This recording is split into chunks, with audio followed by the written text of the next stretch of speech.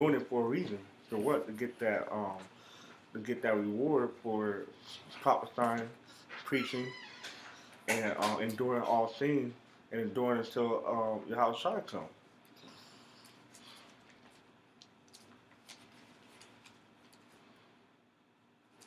This is 1 Corinthians 9:24. Know ye not that which they that which run in a race run all, but one receiveth the prize. So run that ye may obtain.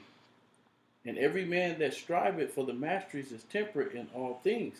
Right. Now they do it to obtain a corruptible crown, but we an incorruptible. I therefore so run, not as uncertainly, so fight. I, not as one that beateth the air. So basically, Paul's saying like, do this, know what you're doing, and do it for the right reasons. Don't fight and beat against the air. Like, don't do it out of for nothing, because you're not gonna continue that fight. It's verse 27. It says, "But I keep under my body and bring it into subjection, lest by any means, when I have preached to others, I myself should be a castaway." So Paul's basically saying the same thing Yahweh Shai said. If Yahweh Shai said, okay, do as the scribes and Pharisees say, but don't do as they do, because they were saying it, but they weren't doing it. And Paul saying that basically, I preach this word to you, it accounts for me too. It goes for me too. Because I don't want to be preaching to y'all, and y'all make it, and then I get cast away for not doing what I'm preaching. Not doing not basically, being a doer of the word. The brother Tawab did a good video on that, being a doer of the word, not just a hearer. So basically, Paul's saying, be a doer of the word. That was 24, 25, 26. Hmm? That was 2 Corinthians 9, 24, 25, and 26. Ages read? Yeah, from 24 to 27. Wow, that's where I have my list.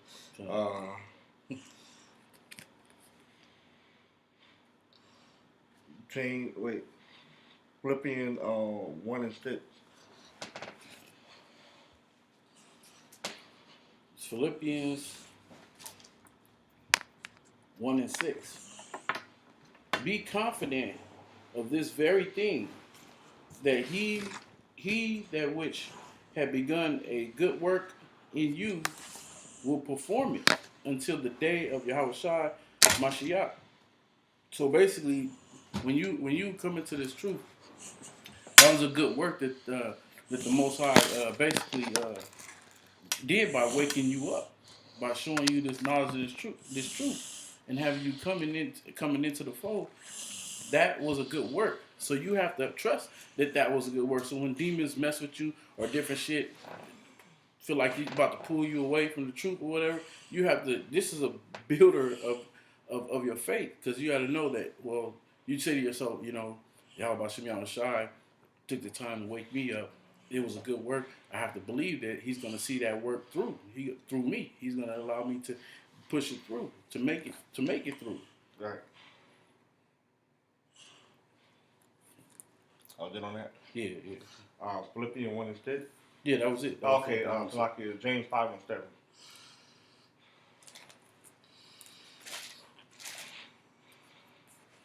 James 5, verse 7. Be patient, therefore, brethren, unto the coming of the Lord. Right, so we got to be patient until the coming of the Lord, which is Yahweh Shai. What does the word patient mean? The word patient to endure, to long suffering. Have long suffering, Right. Endure is to make you hard. So we're patiently enduring the tribulations, the trials, the afflictions that we go through on this side. Basically, which is the physical trying or the spiritual trying, really, because it's all spiritual, and everything that we go through. Brothers deal with physical ailments and things like that. Take that away, the infirmities and stuff. But it's spiritually how you deal with it. How do you accept what you're going through? You accept it spiritually, because we're going through this spiritually, so we don't receive the physical, which is the physical trying and afflictions, which is the rest of the nation. 2/3 are going to go through. They're going to go through that fiery trial. We're going through the fiery trials now, Lord willing, so we be delivered when the fire comes to physically try the rest of the nation. Because the whole nation of Israel is got to be purified. We're all filthy rags. So we have to, some will be tried right now on this end to be made and refined as gold, and then the rest of the nation has to get physically burnt and go through that trying. The 2/3 they receive that physical fire, which will refine them. Because when they're born back into the kingdom, they'll be already refined. They'll come out as gold. Right. Oh, did on that? No, I'm gonna start back from the top. It said, "Be patient, therefore, brethren, unto the coming of the Lord. Behold, the husbandman waited for the precious fruit of the earth, and had long patience for it, until he received the early and latter rain." Right. What the latter rain is, the kingdom. Come. And it goes, when you read further down, it goes into to the brotherhood. Goes deep into the brotherhood. Right. But that's for another lesson. So you stick to the get Galatians 6-9.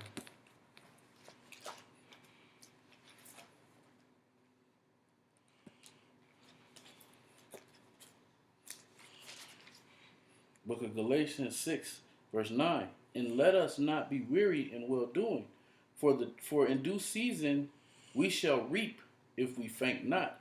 Right. So, not worried. I mean, you gotta remain strong in the truth and pushing the truth.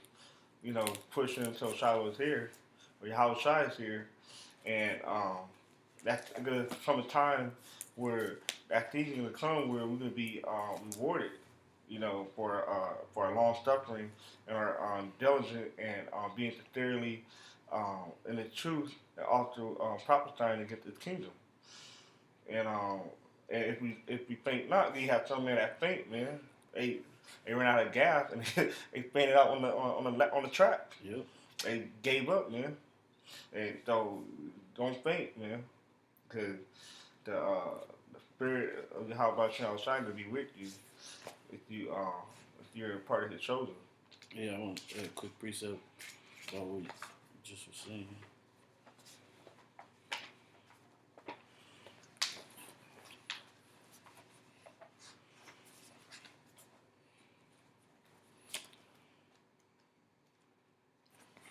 This is Sirach 2:12. It says, "Woe be to the fearful heart and faint hands, and the sinner that goeth two ways.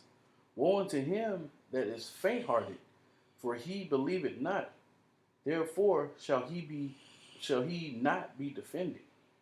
Woe unto you that have lost patience, and what will ye do when the Lord shall visit you?" Which is what are you going to do in the day of the Lord's wrath? Because that's part of the visitation of when the Lord comes. The day of the Lord's wrath comes, then Yahweh shall physically come. So what will you do if you fainted in those times? Right. Or you fainted now? Or you fainted before? What do you do? Because those men, they were out there part of the old school and was doing the work, and then they went back in the world for X amount of years, and then when they see these prophecies coming forth, and they see that brothers are back out there teaching, they want to go back out there and act like they've been out there the whole time. You fainted. Right. You fainted. It don't matter if you fainted, then woke up and got back. No, you fainted. The man who's running the race will hit the finish line without fainting. But a man who's running the race and he doesn't have the water, which is the word of the knowledge, if he doesn't have that water and he's dehydrated, he's going to fall on the ground, he's going to faint. And then within time, he'll come back to consciousness and he'll wake up. Then he'll get up and try to finish running that race. No. This is for the men who the Most High gave, who Yahweh Shem Yahushai gave the oxygen, and gave the water, which is the word, to hydrate a man, so that when he's running that race, he won't feel lightheaded, he won't faint, he won't fall out and faint, and he'll get to that finish line. Because it says, like, he that endures to the end shall be saved. So you got to run that race that Paul was talking about to the end without fainting. Because if you faint, you don't get to the finish line. So in the fainting, it all boils down to your faith. If you have faith in this, you won't faint. You'll be given the right tools installing you from Yahweh Shem Yahushai to continue that run so you won't faint. What's the next one? Luke 19:13.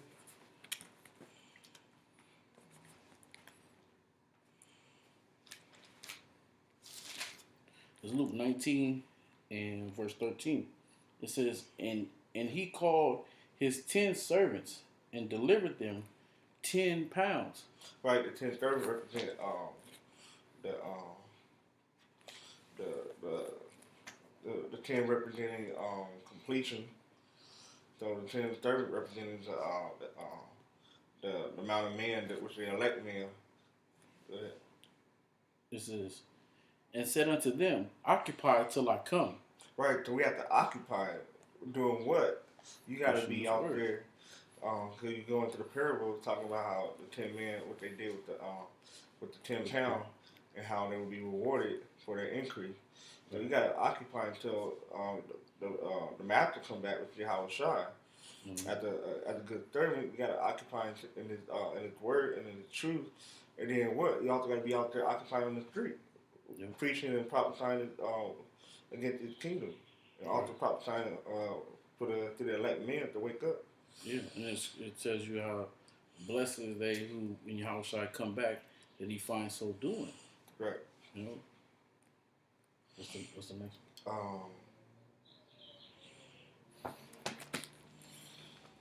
Okay. I want to bring this out too, just while I'm here. This is Luke 19 and 27. It says, but those mine enemies, which would not that I should reign over them, bring hither and slay them before me. And those who aren't occupying going to get slayed, because you are that enemy, because you're not doing what Yahweh Shai said do until he comes back. Those who are not doing that, then you declare yourself as an enemy unto Yahweh Shai. Those who go back in the world, you declared yourself an enemy to Yahweh Shai. You took your hands off the plow. You're not doing the work. You're not occupying until he comes. Then you're an enemy of Yahweh Shai, and you will be slayed before him. Mm-hmm. 1 Thessalonians 5:2. 1 Thessalonians. I'm gonna start on top on that one.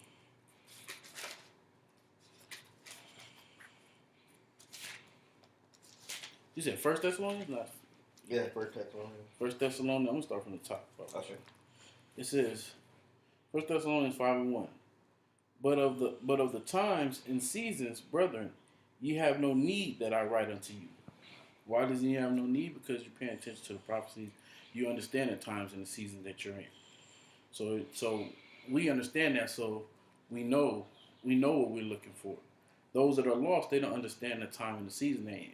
That's why even the time of Noah prophesied for all those years, telling the people, well, what were they doing while Noah was prophesying? They were partying. They were drinking and being merry. That's what they were doing. And so when the flood came, it overtook them. It says, but of the times and seasons, brethren, ye have no need that I write unto you. For yourselves know perfectly that the day of the Lord shall come as a thief in the night. For when they shall say peace and safety, then sudden destruction cometh upon them, as travail upon a woman with child. Right, because we don't know when your house is coming back. That's why you have to occupy and keep pushing the truth and prophesying. So when you do come back, you'll be ready. You don't have to get ready when you come back. You're already on point. Right, and that's like the point that I was bringing up with Noah. Those people weren't doing it. They were partying. So when the flood came, when the rain started coming down like a thief in the night, it caught them out there. So, but Noah and his household, which was his sons, his wife, his sons, and their wives, they were doing that. They were basically ready, because Noah been telling them for the longest of the times. So those who were caught outside of the ark, they weren't doing that. They weren't paying attention. They were doing what felt good to their bellies. But fast forward to this times now, it's the same situation. Right. You have to occupy before the modern day flood coming, which the Most High is going to flood America with missiles. The missiles coming, and when Yahweh Shai come, him and the angels, they're gonna flood with concentrated fire. They're gonna flood the earth. They're gonna come and they're gonna come hard. I believe we had that, right? Mm-hmm. We have that. We had that scripture about Yahushua coming up on the list. Am I right? Mm-hmm. Yeah. So basically, he coming as a thief in the light to give the sequel, which is the second death, which is by fire. Verse 4. But ye brethren are not in darkness, that day should overtake you as a thief. Right, because if you wasn't watching what's going on in the world, that thing in Matthew 24, how you be on the watchtower, you know what's coming, you know the sign in the heavens, the rumors of war, the pestilence, and all that thing. You'll be knowing what's going on. But if you're not doing no thing with what? That means that you're in the darkness. I got a precept for you. Sirach 39:1. But he that giveth his mind to the law of the Most High, and is occupied in the meditation thereof, will seek out wisdom of the ancient, and be occupied in prophecy. Right, because when you think out the wisdom of the ancient, you knew how outside one of the people when Esau come down and defeat the mountain. Yep. Same thing happened again. So if you were to read back then, you're getting what? You're getting wisdom of what happened the fourth time. So you know what to do in the future, which is now. You will know how to go about doing it. When you see those things, you will be all shook. You're like, I don't know what to do. But if you had the light, with the wisdom going to the ancient path, then you'll know. This is 2 Ezra 14:14. Let go the mortal thoughts, cast away the burdens of man, put off now the weak nature, and set aside the thoughts that are most heavy unto thee, and haste thee to flee from these times. For yet greater evils than those which thou hast seen happen shall be done hereafter. Right, so what we have read about in the past, it's something greater going to happen, worse than that. Right. It's the worst ever since man was ever since there was man. Right. And it's not going to happen again after that. Right. I got more on this on Thessalonians.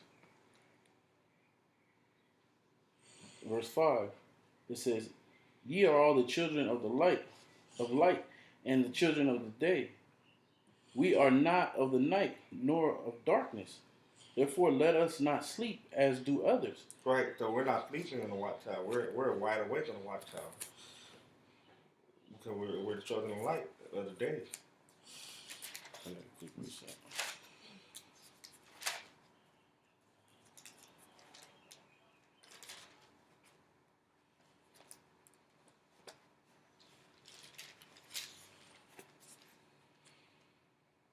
This is 1 Peter 5:6. Humble yourselves, therefore, unto the mighty hand of the Most High, that he may exalt you in due time. Cast all your care upon him, and he careth for you. Be sober, be vigilant, because your adversary, the devil, as a roaring lion, walketh about, seeking whom he may devour. Right, because the so-called white man, he thought it come down with a great wrath, man. And he's going to be going around and trying to catch them up into prison, concentration camp. And our faith will be tried.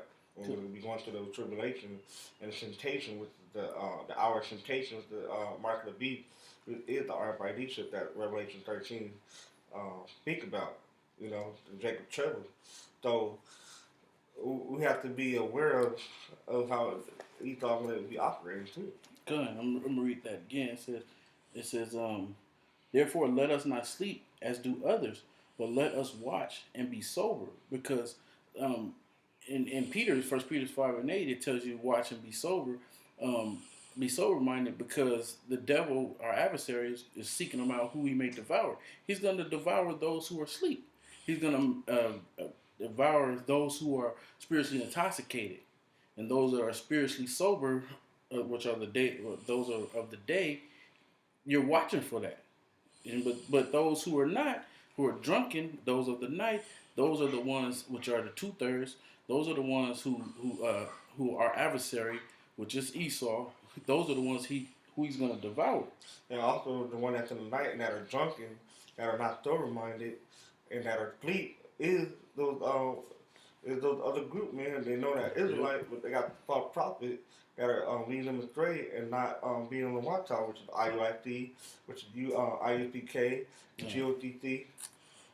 Because they're not warning the people, man. They're not telling the people about the mark of the beast. Hell, they're not Rejecting warning each their other. own congregation. Yeah. They're following a man who doesn't have the breath to Yeah. even give them. So how they gonna give the breath to And others? they're in the house of murder. Right. While we're in the house of mourning. Right. Which means what? They're drunk. We're sober. Exactly. We're up sober reading. We're at the house reading sober. They're out at the party, Right. drunken. They've been drinking Nate's juice, drinking Johanna's juice, drinking Rakah's juice, and all these other falses, and shit. Comfy, his group, they've been drunk. They've been drunk. They drunk off the behind the cupboard liquor, man. They not even drunk on the top shelf liquor. They got some shit that this dude done pulled out from the back drawer. Like, here, drink this. I'm the comforter. That's some bullshit, man. That's some rot gut. They drunk off rot gut, man. Yep. Back to verse 8.